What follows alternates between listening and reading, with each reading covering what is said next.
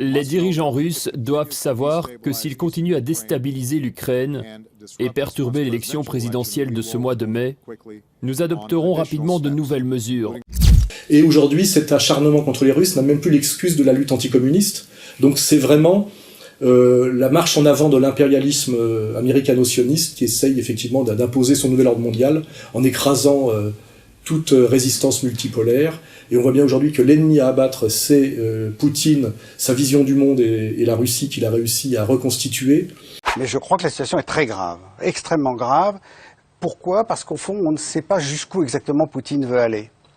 Au fond, parce qu'il faut se rappeler qu'il veut la Grande Russie, c'est clair, et les idéologues qui sont autour de lui veulent la Grande Russie, comme Hitler voulait la Grande Allemagne, hein, ça, voilà.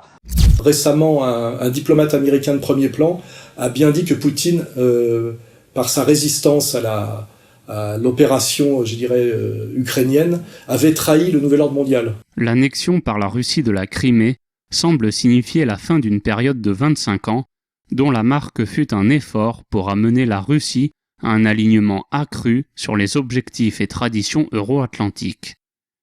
L'adhésion de la Russie au nouvel ordre mondial, bien que problématique, a été l'une des grandes réalisations de l'après-guerre froide.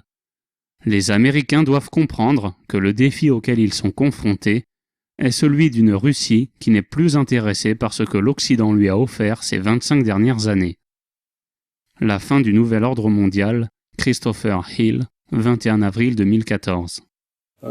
Donc nous nous en réjouissons, et effectivement ça justifie qu'on ait placé un peu nos espoirs dans Poutine. Effectivement, il trahit le nouvel ordre mondial, et tant mieux. Voilà.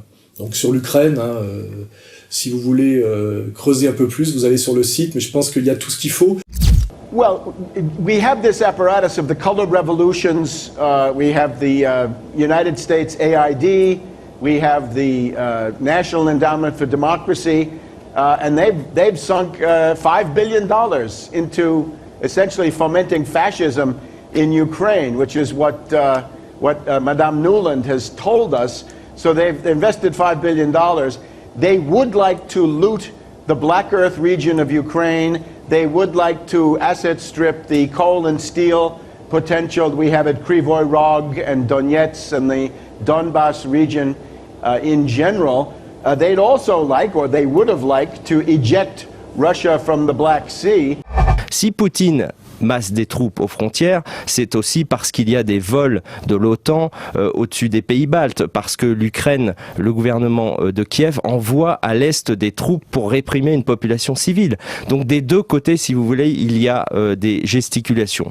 If, by Allah's kindness, Putin had not intervened and been so spectacularly successful, this is what the plan would have been. The new government in Ukraine would have joined NATO,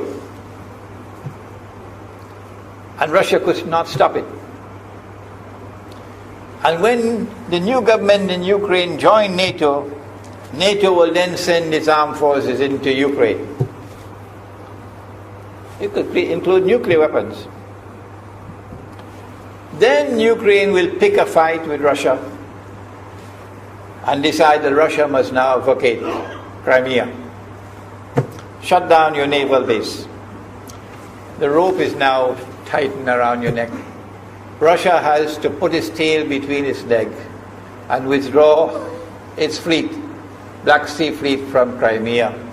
Russia is no longer a naval power. Crick crack, you finish. And Israel will celebrate. That was the master plan. De ce qui légitime un peu plus notre soutien à ce résistant fondamental.